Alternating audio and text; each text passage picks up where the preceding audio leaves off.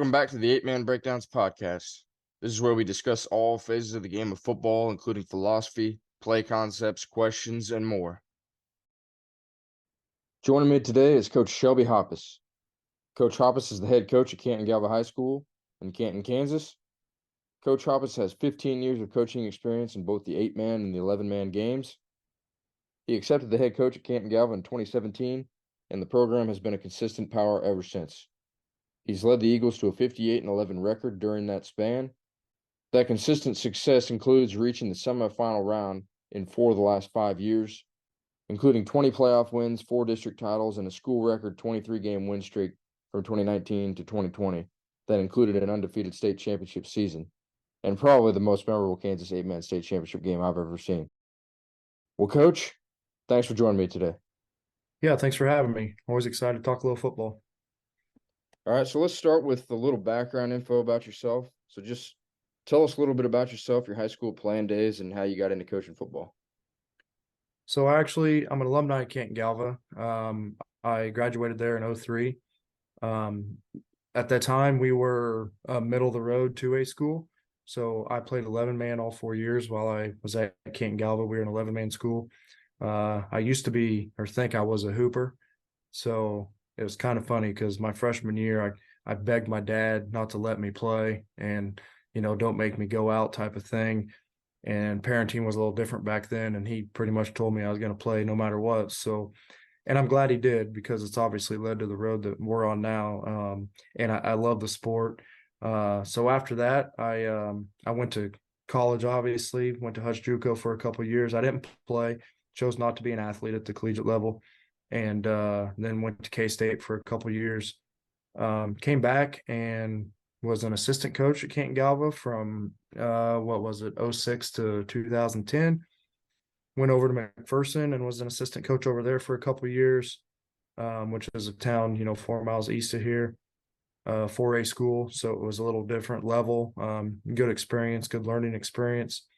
And then came back and the junior high job was open at Canton-Galva. So in 2015, I took the junior high head coaching job. I wanted to get back to my alma mater and was in pretty rough shape at the time, and I wanted to try to make a difference. And then in 2017, the head job came open. So that's where I've been ever since. So you played 11-man. What was it like, I guess, jumping in as a 8-man junior high head coach? Was that difficult? I mean, what was the transition like going from not playing any 8-man to jumping in as a head coach for junior high? So Canton-Galva was unique, along with our league back then when I played at Canton-Galva, and the fact that in junior high, we played 8-man football. All the schools that we played against were all 11-man high school teams. But of course, in junior high, we always had smaller classes and you only have, half the kids. So we all played 8-man in junior high. I was fortunate enough to have Mark Becker as my junior high coach. They don't give, awards out for junior high football, but his winning percentage it's just ungodly. I mean, really knew a lot about the game, really taught me a lot about the game. And then when I came back to be an assistant at Canton-Galva, we were 11-man. I started there in 06 as an assistant, and we were 11-man up until 08, and then we went 8-man actually. And the last couple of years I was at Canton-Galva, we had transitioned back to an 8-man school. So we had in 1991, I believe, was our last 8-man year. We went 11-man in 92, and 92 all the way to 09, I believe. We were 11-man. So it's been back and forth, but I wasn't just, the game wasn't brand new to me because I had that junior high experience. Back then everybody ran a 42 and played double tight eye type stuff, but still it was 8-man football and you got that experience. So it was kind of unique how we did it back then, but I'm glad we did it that way because I did learn a little bit about the game. Yeah, that's interesting. And so was that the Wheat State League still then at that time? No, we played in the HOA. So we were with Mount Ridge, Inman, Sterling, Remington, all, the current HOAs now, Trinity, all of them, Sedgwick. That's the league we were in back then. Okay. Yeah, that is interesting though, that an entire junior high 8-man league when majority of the high school teams are 11-man. That's kind of, I never heard of that, I don't think. And you kind of mentioned there your junior high head coach, but was there anyone specific that pushed you in your path into coaching? So it's kind of interesting how that worked out too. I was a young kid going to college, trying to enjoy life a little bit. And my brother actually got the head job at Canton-Galva in 2004. And that would have been, I graduated in '03. So that was just a year following my playing days. And he coached there a couple of years and I was going to school, and he approached me in 2006 and asked me if I wanted to come be a, receiver slash defensive back coach for him. And at the time I had zero coaching experience. I didn't play football in college or anything like that, but it sounded like a challenge, and it sounded fun, to be back part and be part of the kids' lives, and try to build that program. So he's kind of the one that brought me back into it. And it's funny how things work out, because now he's my top offensive assistant on my staff here. But that's how I got into coaching. And with him taking the head job there at Canton-Galva, he brought me in, and the rest is kind of history. Yeah, that's awesome. He brings you in. He's the older brother, and then you flip roles. That's cool though. So Right. did you play receiver and DB then in high school? Then is that what you played? Yeah, I did. Yeah. And obviously you guys were 11 man, like you said, and then so you got to coach 11 man really early, and then Right. Yeah. and then For the first 3 years as an assistant at Canton-Galva, we were 11 man. So okay. So then here I'm gonna change gears a little bit, talk a little bit more about your current program and how things are going now. So basically, just what would you say separates your program from others? Maybe something you guys do a little different than everybody else out there. when it comes to program success, there's no magic trick to it or anything like that. I just, it starts in the weight room. And we're fortunate enough to have really good kids. We've kind of built this culture in the weight room. And I think that's what separates a lot of programs in the state, is the programs that can get the kids to consistently show up and make themselves better off the field are the programs that are going to be, the best programs on the field. So we kind of have that culture rolling right now at CG, and it shows. And it's with how we've built the weight room, starting there, it kind of just trends, right? It trends right into the football field and the success we've had there. So, but that's where it all starts, and we're fortunate enough to have it rolling in there. Absolutely, I agree. And so then building on that, how did you specifically use the weight room for your turnaround? So my first year in 2017, we finished that year with a 4-5 record, and we had 3 seniors on that team, and we had no juniors.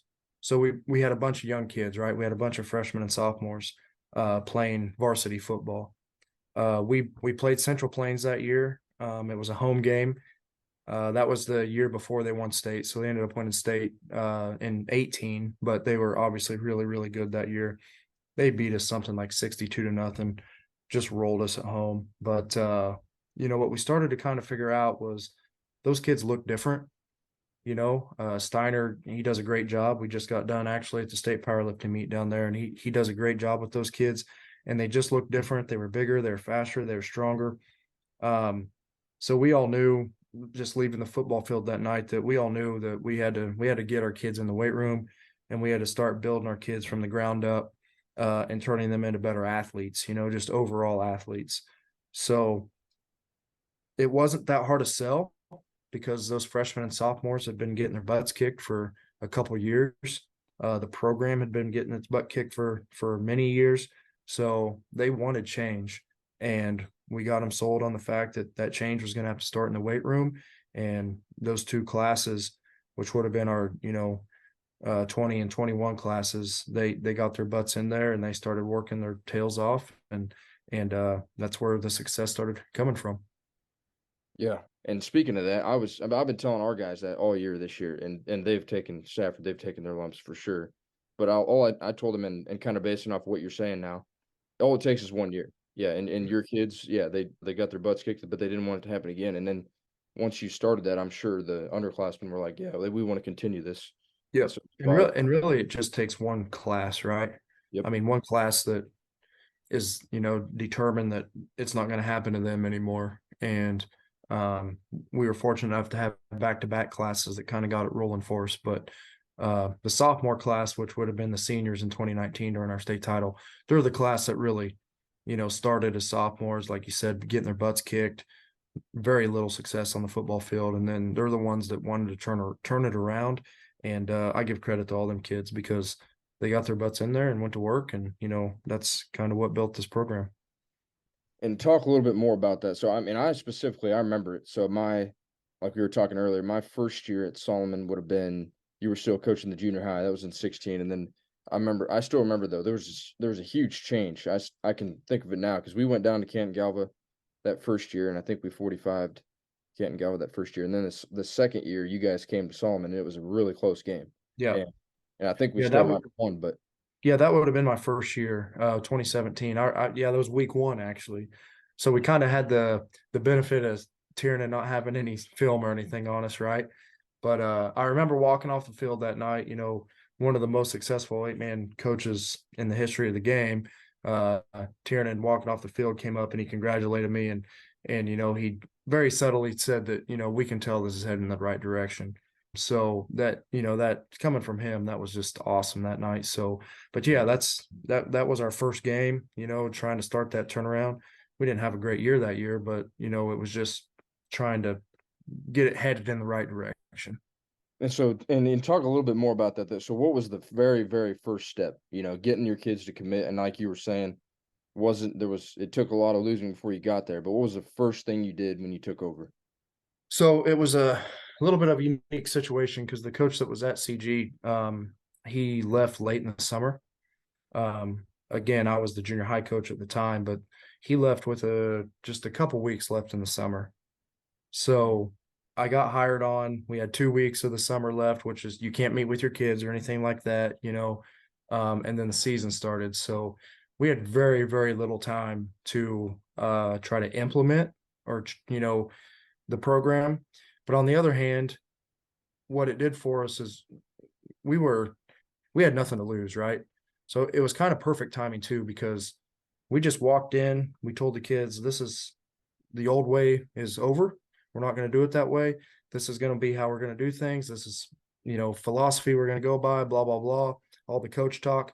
And we went with it. There were no excuses. There's nothing else. We knew it was going to be an uphill battle, but yeah, so we had very little time, but I think that was actually a good thing looking back on it, because we didn't have time to even think if we were messing up or if we were wrong in what we were doing. It was just, here we come. And week one was Solomon that year, and you guys were really good, obviously, playoff team, I think. And we just had to go right into it and jump right into it. So but yeah, it was just coming in and letting the kids know right away that we were going to change it. Like change was going to happen. We didn't know how quickly that change was going to happen, but just reassuring them that the old way was over. We weren't going to do things that way anymore. And in that first year, like I said, we only went 4-5, but we hadn't won 4 games in the last 4 years total before that. So it was a big jump for us. And, it just got us kind of headed in the right direction. Yeah, and that's huge. And like you said, even though it's only a 4-5 season, that's huge in looking at the grand scheme of things, as well as just for belief. Right. That's the thing I was trying to get to these guys this year was we were losing in 5 out of our 8 wins. We were behind at one point. In 4 of them, we were down by 10 or more in the second half.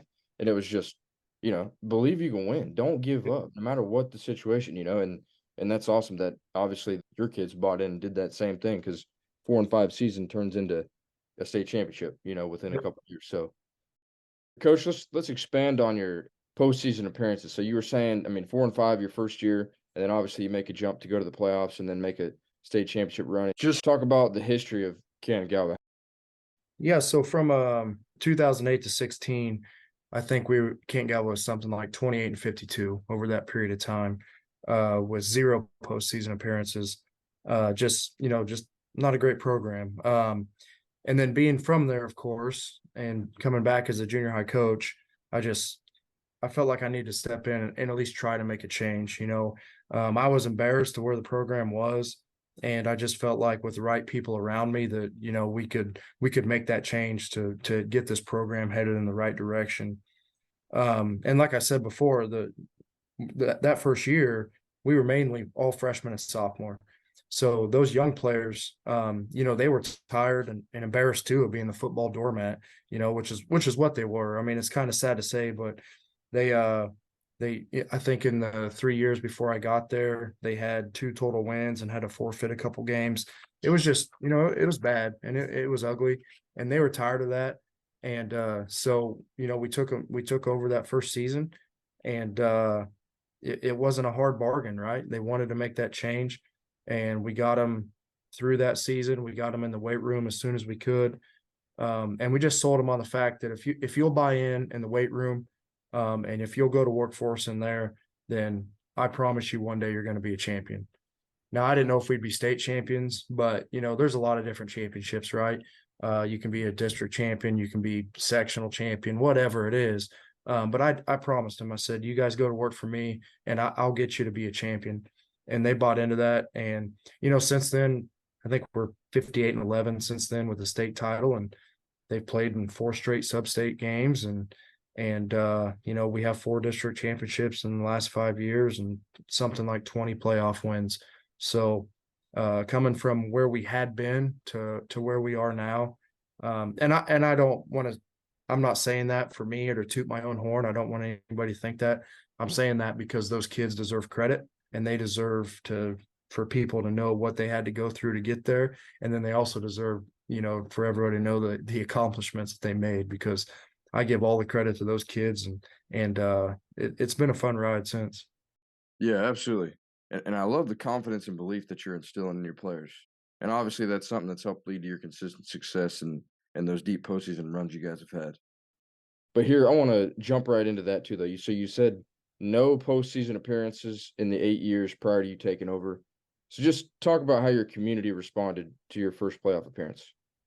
Yeah, so like I said, I think in 14, 15, and 16, they had something like 2 wins, and like I said, forfeited a game or two. So it was a bad situation. The program was about as bad as it could be.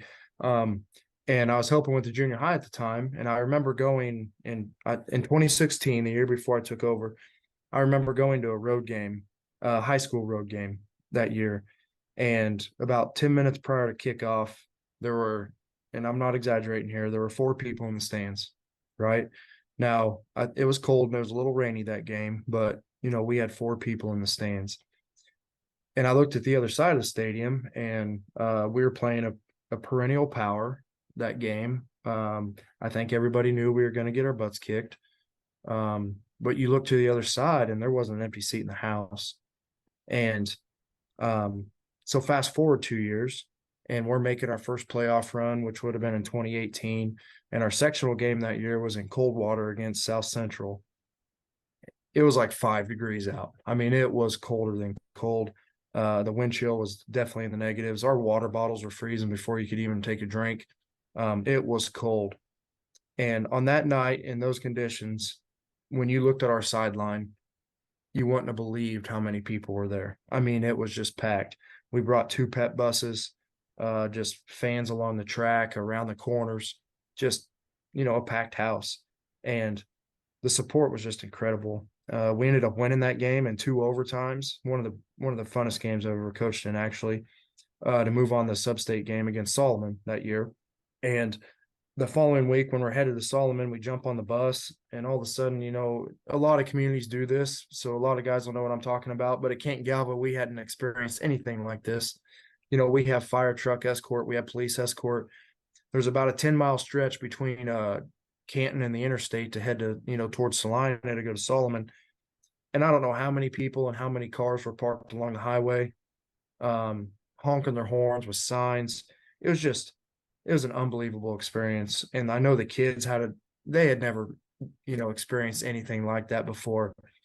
So I guess the long story short is we gave the community something to believe in a little bit, by winning a couple games. And once you give somebody hope, it's crazy what they'll do. And our support ever since has just been through the roof. I mean, we have people coming out at noon to set blankets in the bleachers to save their seats for a Friday night kickoff. We have tailgates starting at 4 o'clock for home games. It's amazing what the change that's happened. And again, I'm not trying to toot my own horn or anything else, because there's a lot of people that are involved in that, but it's just so cool for the kids and for them to experience that, and to see just being firsthand part. to see what it was like before and having 4 people in the stands and thinking those kids have very, very little support to where we are now and the crowds these kids going to play in front of and the support that we have now. Um, it's amazing. And, I'd tell anybody out there, I'd tell any parent, get out there. I know there's a lot of live stream stuff going on these days, and it's great and it's convenient. There's nothing better than small school football. Get out there and support your kids, pack that stadium because those kids deserve to play in an atmosphere like that. And we've been fortunate enough to have that atmosphere, the last 5, 6 years. Absolutely, I agree. I remember when I was a kid, that's all. Which my dad worked at the school at Baileyville, so me and my twin brother went to the games every game. But yeah, Yeah. just when the crowd is packed and there's nothing better than small town football when there's nothing going on in town because everybody's at the game. Yeah, Yep. I Yep. agree. So here, let's talk a little bit more about this year. Just tell us a little bit about how you guys did this year, and then what did you learn most about your team this season? Yeah. So we were, a senior heavy team this year. Those seniors had a ton of success. They were freshmen on the state title team. They got beat in the sectional round by Madison their sophomore year. Played Little River in the sub-state game their junior year. All these games are a touchdown or a 2-score game. Little River was a touchdown game, and then I think Madison was a 10-point game. So played a lot of deep playoff runs, close, high pressure games. So this year we went in with very high expectation. Our goal, we do goals before every year, just like a lot of coaches and programs do. And there wasn't one of our players that didn't write down state championship for a goal. We came up a little bit short of that, but that's kind of where we were going into this season. And it started off rough to be to be completely honest with you. We went to our jamboree the week before on that Friday night, and our starting tailback / linebacker tore his ACL. And then Garrett Maltby, our quarterback, who also plays defensive side for us as well, he strained his meniscus that game. So Garrett missed the first 3 weeks, and then Ryder, our running back, he actually played and did everything he could with a torn ACL all season long. But he's just never quite the same. So we had 2 significant injuries before we ever even played a game this year. We rallied behind that. We fought through that adversity. It was crazy. I couldn't be more proud of our kids. We knew week 1 we had a Little River coming to our place, and they were the #1 ranked team in 8-man D1 at the time, and we ended up getting by them. And that's always a goal of ours. We consider them a rival, and it's always a fun game. And the last 3 or 4 years, it's been just crazy games with them, and the way a rivalry should be. And so we got by them in week 1 and continued that success, and ended up getting all the way to sub-state round without any losses or anything. And we had to go to Axtell this year, and they they were coming off a state title last year and undefeated again, and the #1 team in D2, and they played the part. I mean, they were a really good football team. And we battled and we battled and we battled all game long. Ended up losing by 4, I believe, but just one of those sub-state games that we've been a part of now so many times. Came up short again, just like we came up short last year against Little River. But the kids battled all year, and it's a successful year, obviously. And I'm proud of how the kids fought through all that early season adversity, and then proud of how they finished as well. So that's again, we didn't get to the ultimate goal, but we learned every day. We learned how to battle. We learned how to get through that adversity, and that's we kept this program moving in the right direction. So. Yeah, well, I really like that your preseason goals that all your players, had that state championship in mind. I think. Yeah, I Go ahead. always have them. We have 3 or 4 individual goals that they keep in their locker or whatnot that they can look at every single week. And then we always have 2 or 3 team goals. And that's, it was just one of those years to where everybody's team goal, that's what it was. So, yeah, when the kids, it could put more pressure on the kids, I guess, because, the state title or nothing. And that's not the way anybody should ever think, because this is a game and you're going to have games, everybody loses, right? You're always going to have a loser and a winner. And we weren't the winner on that specific night. But for those kids to have that ultimate goal in mind, and to be willing to work for it every single day in practice and every single week at a game and whatnot. That was pretty cool of them. And I thought that was really cool of the kids, and it kind of just shows where we are as a program, and hopefully we can keep building on that. Yeah, and no doubt, and that shows obviously what your program's all about. But I mean, that's awesome. That's cool that they put it in their lockers and look at it every day. I might have to steal something like that.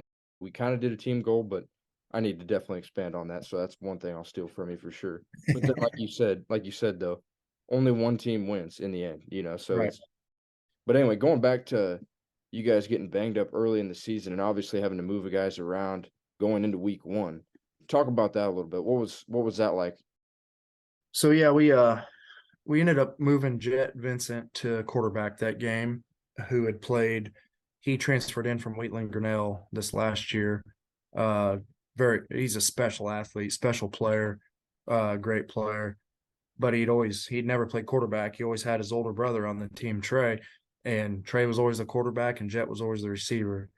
And so he moved to quarterback for us. Like I said, that happened on a Friday night of our jamboree, which, if you follow high school football, the jamboree is either on Friday or Saturday the week before your first game. So basically, we had 4 practices to get ready for the number one team in the state, having to fill the shoes of a brand new quarterback, and also replace Ryder, who at tailback and linebacker, he was a 2-year starter, and things like that. So yeah, we moved Jet to Q. We put in a more simple game plan, I would say. Tried to keep some of the things that we thought was going to work, but obviously had to simplify it in a very short amount of time. And it ended up working out. We were able to move the ball on the ground early, and that opened up to play action pass. And Jet was able to hit some open receivers for big time, big plays. And then obviously, I think he ran. I'm going to get these numbers wrong because I don't have the stats, but I think he ran for 600 and some yards and 8 touchdowns and threw for a couple hundred. I mean, it was a game for the ages, and from a position standpoint. So he obviously played really well, but yeah, just battling through that adversity and moving kids around, and for them not to blink an eye, put a kid in a new position and all right, let's go to work. And so I was really proud of him for that, and proud of him for fighting through and getting that win. Yeah, and then not only like you said, being in a new position, but being in a new offense and a new school with kids that he had never played, and that's awesome that all the teammates obviously rallied around him and yeah, a huge win week one Yeah. going in with basically probably almost an entirely new offense, like you said. So this is real quick though. I mean, are you planning on attending a jamboree next year then? Yeah, I mean, I'm a believer in them. I think they're really good for our kids.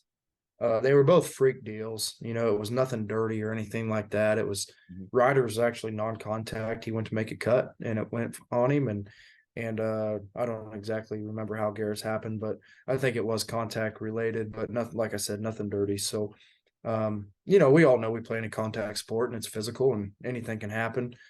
You'd rather it happen in a game that's more meaningful, right? If it is going to happen, you'd rather it not happen at all. But if it is, you'd rather it not happen in jamborees. So, but no, I'm in favor of those, and I think they make you better and they get you ready for week one. So yeah, we'll be going to another one.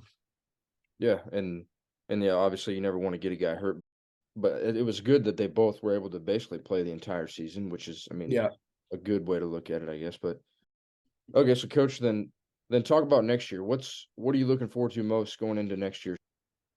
So, I talked about that big senior class and all the success that they had, and the leaders, they were great leaders and everything like that. And losing that is going to hurt, but it's going to open the door. We're going to have competition at almost every position next year. We got a lot of guys that can play a lot of different positions next year, which is going to be fun. We're going to put different guys in a lot of different spots, but they're going to have to compete to earn that varsity position. And so that's kind of what we're excited the most about, is figuring out one. We've had a 3-year starter at quarterback with Garrett, and a lot of pieces around him. And you lose kids. Obviously, we play high school football; they can't stay forever. So just figuring out where kids are going to play and how they're going to be the most effective, and how you're going to go compete on Friday nights. That's what we're looking forward to the most as a coaching staff. And I know the kids are looking forward to proving that, just because a big senior class with a lot of success graduated, that we don't, we reload, we don't rebuild, right? So that's kind of where the kids are at and their mindset's at. From a coaching staff, we're just looking forward to all those challenges of going out, putting together those game plans, figuring out how to put kids in positions where they can succeed on Fridays, and it's going to be a fun year for sure. Yeah, yeah, that'll be fun. Sounds like you got, I mean, obviously a lot of competition. That's a good thing. I mean, I know this year we only had 16, so we're limited to competition. You know, even in Yeah, practice, we don't always can't even always scrimmage each other. So yeah, I mean, competition's a good thing, and which I'm sure you guys will keep expectations high and see you can earn their spot. Winding down here, coach. So last question: what's your biggest piece of advice to upcoming football coaches? yeah, I'd just say that this game, it'll humble you, it'll challenge you both mentally and physically. I always try to tell guys that are getting into this profession that during those challenging times, that's when you really find out what type of coach you are, what type of coach you're going to be, and just always remember that we're in this profession. I've had a little bit of success. A lot of guys have had a lot more success. I think if you're in this profession for yourself, you're in it for the wrong reasons. You're in it for the kids, and that's who deserves you to be your best. And I just always tell guys, don't ever forget that we're in this for 14 through 18-year-old men who need, football in their life. They need a football coach in their life, and you can really change, a kid's life, or you can really be a big part of their life and make an impact on where and how these kids, operate these days. So that's kind of what I tell coaches coming in is no matter how much success you have or how much failure you have, as long as you're doing everything you can to help those kids, then you're doing your job and you're doing it correctly. So it's always for the kids, and that's why we do it. Absolutely, and yeah, like you're saying, remember why you're doing it. I mean, when I look back at high school, that's what I remember. You know, high school football and all the memories and lifelong lessons I learned. You know, and so yeah, just like you said there, coach. Just don't forget that's what it's about. It's about these kids and what they Yep. do and how we can lead them and impact them. So, well, coach, thanks again for taking the time tonight. I really appreciate you taking the time, and I know we jumped back and forth a couple times, but yeah, thanks for coming on and sharing your knowledge with us. So, thanks a lot, coach. Yeah, it was awesome. Thanks for having me. And it's awesome you do this for 8-man football and for the coaches out there. And yeah, I appreciate everything you do as well. So No problem. Thank you, coach. And that's going to do it for this episode of the 8-Man Breakdowns podcast. If you ever have a question for me, feel free to comment down below on this video or visit my bio to shoot me an email. If you've learned anything or enjoy any of these videos, please click subscribe and check out some of my other videos right here. And as always, guys, thanks for tuning in.